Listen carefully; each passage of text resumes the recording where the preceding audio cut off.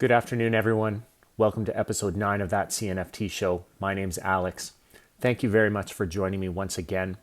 I have a lot of stuff to talk about today, so stick around to the end of the episode because I'm going to announce this weekend's giveaway. And we have a lot of news to talk about, so let's get right into it. First off, I wanted to give a big thank you and shout out to Catherine Machin, who is a space educator and visual artist who is talking about coming to CNFTs. She doesn't need my help. She has a great following of her own because her art is, it's silly to say, but literally out of this world.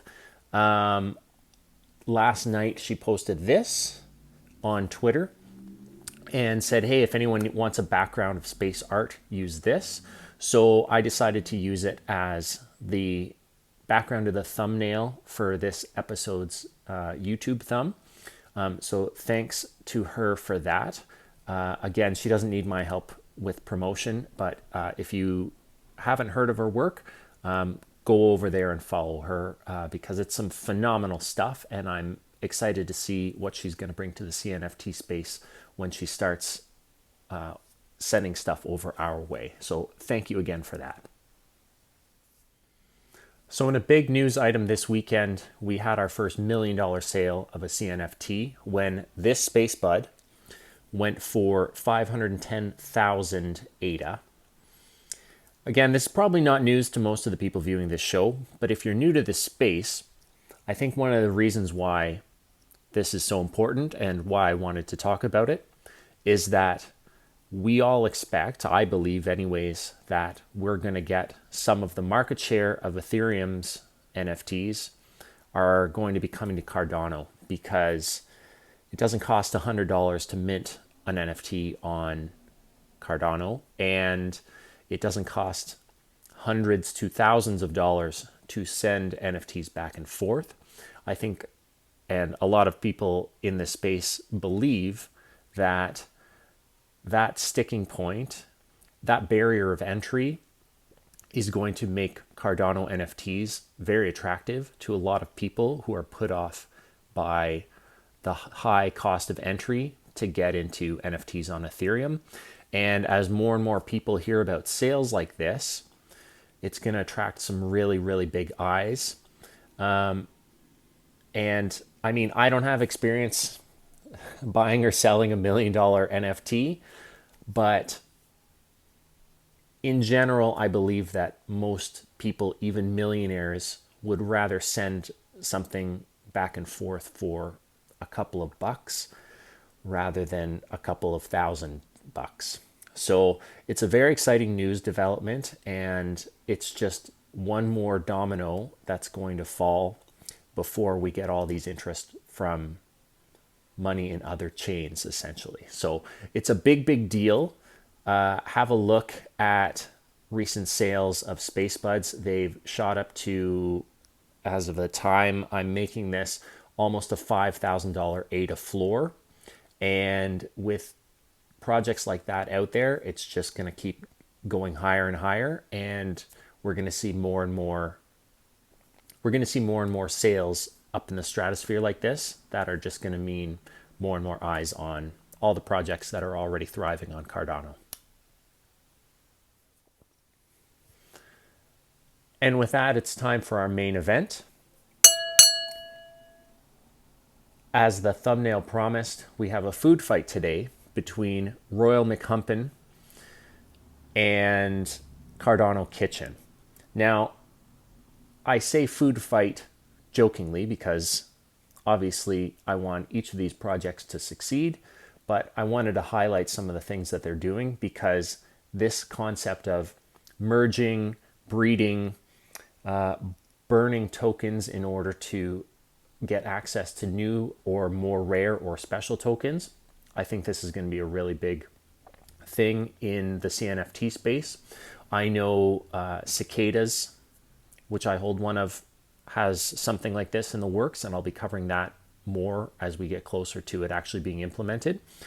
But I just thought the symmetry with two cartoon food-based projects was too good to pass up the opportunity to talk about. So In the tail of the tape, first we have Royal McHumpin, excuse me, and they've got 10 Genesis parents, and this they're so cute. I really, really like the art style, and they have 45 different combinations of the offspring.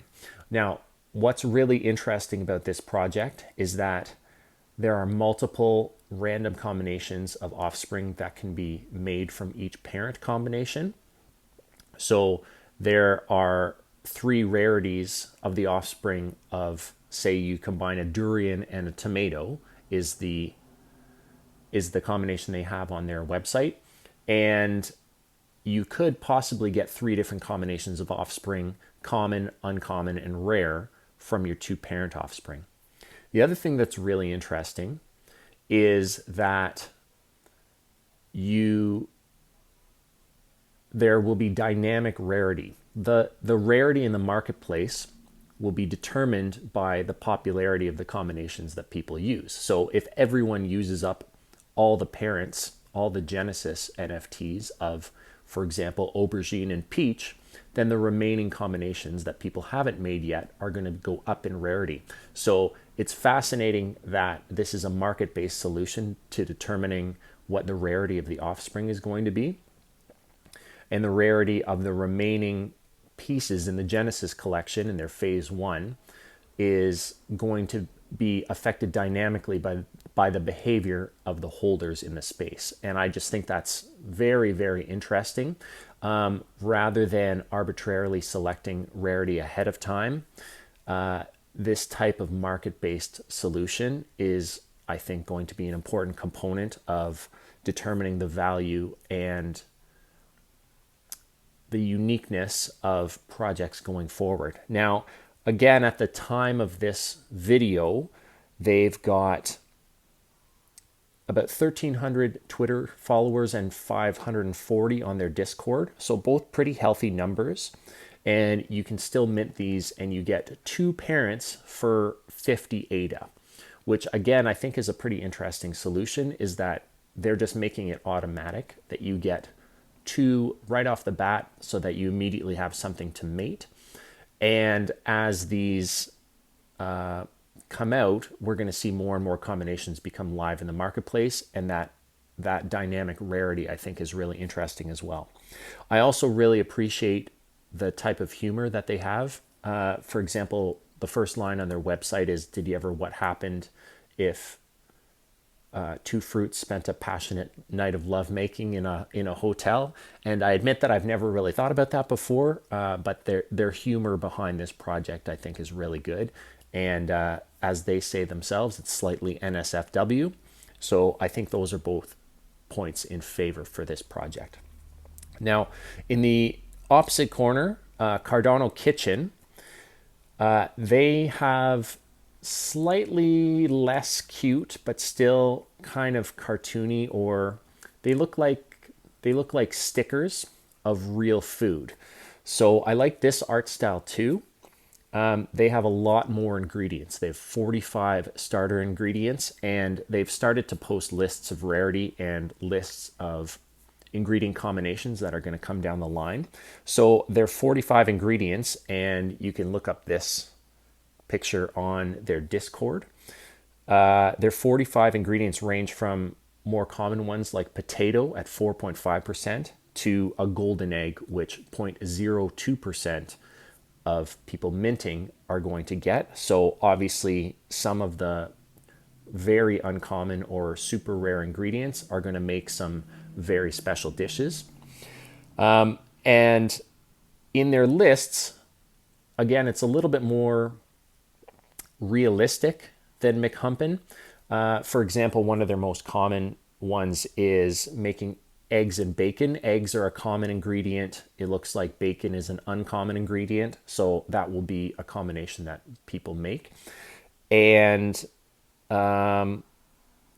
this is going to be a much more complicated ecosystem. Now, one thing that I think is really in favor of Cardano Kitchen is that they have announced that they're working with smart contract developers, and they're going to be implementing a marketplace similar to spacebuds.io, which I talked about earlier this week, where you can use smart contracts to swap, trade, buy, sell, and combine your ingredients, or as they say, get cooking in their kitchen. Now, the way Cardano Kitchen is selling these NFTs is they're 30 ADA each, but you only get one of them. So you're going to have to mint in multiples or pick up multiples in order to get pieces to be able to combine. So I don't really know what they're going to do with people who have one each. And we'll have to see if this picks up steam as much, because I find that the idea that you get with McHumpin, you get two right off the bat and you can make your first combination right away. To me, that's a little bit more compelling. But I think that with the many, many recipes that Cardano Kitchen has, that I think there's a little bit more to it. And if they do manage to get a smart contract website set up, which I don't doubt that they're going to if they follow through, but it's very, very early days for the implementation of smart contracts. And obviously, this is still going to be an evolving space. Now, as for Twitter and Discord, they have about 1,900 on Twitter and 450 on Discord at the time of this recording. And so they're basically in the same realm as Royal McHumpin, and neither one of them is like an order of magnitude larger than the other. So I think they're pretty even on that count as well. So, judge's decision. I have to go with the art style of Royal McHumpin. It's just cuter. I like the eyes on the fruit and vegetables. That being said, I do like the art style in Cardano Kitchen as well. I just have to give the edge to fruits and vegetables with faces and eyes on them. I think they're really cool. I think their followings and their communities are a draw. Like I said, their Twitter and Discord numbers are within orders of magnitude of one another. And while Cardano Kitchen seems to have a few more Twitter followers, the McHumpin Discord is a little bit larger. So I think that's a draw. For cost, that's a draw as well to me. With McHumpin, you get two pieces for 50 ADA, so 25 each, and Cardano Kitchen, you get one piece for 30. So that's a wash for me. But in terms of value, for me right now, it's a slight edge that Cardano Kitchen is ahead, both in the terms of the complexity of the recipes that they're going to introduce and the announcement that they're going to have smart contracts to be able to manage all this. Again, it's very, very early days for this type of thing. I think more and more in the next few months and years, we're going to see marketplaces, we're going to see projects where part of the fun built right into the project from day one is going to be these combination or breeding mechanisms. It's just too soon that no one in the space is really doing it yet. And that's why I wanted to talk about both these projects, because this is an idea that is going to get way bigger in the next few years. So really, it's a split decision. I think, in my opinion, Cardano Kitchen has a little bit more legs just because of the complexity of the project. And they seem to have a more thorough idea of what's going to happen with the rarities. But for me, I really like both these projects. I'm really fascinated to see how they're going to develop. So I wouldn't be worried about picking up either of these. And like I've said lots of times before, if you like the art and you like the aesthetic, both of these projects are really good. And for a relatively easy entry point at 25 or 30 ADA each, these are both quite accessible projects. So that's it for me today. I wanted to end today's episode and end this week with a clip of my interview with Yoav Golan Art. I featured his work a couple of weeks ago on the show, And he was kind enough to sit down with me this week for about 40 minutes where we talked about his process, where he gets ideas, what he thinks are going to be some of the things that are going to happen in the future of CNFTs. And I'm happy to announce that he wants to give a piece away. This piece right here is one of his world trees. This was a series of 50. And this was the first piece that I used the art from to feature his work. So I'm very happy to announce that we're going to be giving it away this weekend. So we're going to be running this giveaway on the pinned tweet on my channel. It's at That CNFT Show on Twitter. It's going to be the pinned tweet until Monday at 1600 UTC. So go over there, like, retweet, follow both of us, and subscribe to the show if you'd like to win. And I'll be happy to announce a winner on Monday afternoon. So thanks again for joining me, everyone. Enjoy your weekend. On your way out, enjoy this clip of the upcoming interview, and I should have the final product up and on my site this weekend. So have a good one. Thank you again for joining me. Happy minting. It's just something I can pick up and work on and get some measure of joy out of it. And I just kind of never put it down. That's fascinating. So it may be hard to tell, but if you're going on and off on a project for a while, but for a piece like one of your trees, for example, how many hours are you putting into that? Or how many sessions or how many days or weeks or months are you working on a piece like that? Um, like my other answers, it depends on It which varies one. wildly. Yeah. Okay. Some of them are almost magical, where, it's like I start out with an idea, the drawing comes like on my first try, and then you put it through one of the AI apps or like the color and shading apps, and something cool really comes out of it.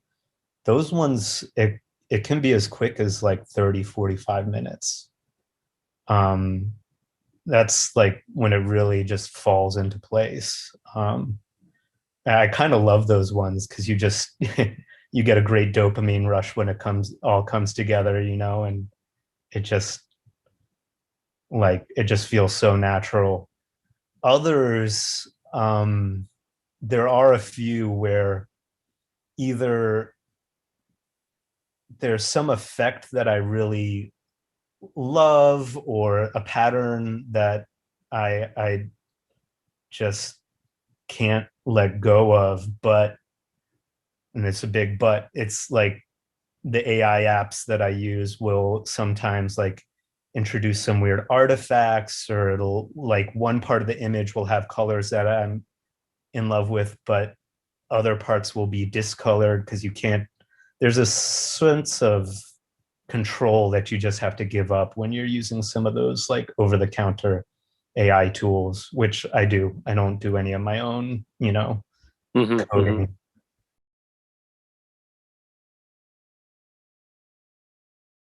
Is that we all expect that some of the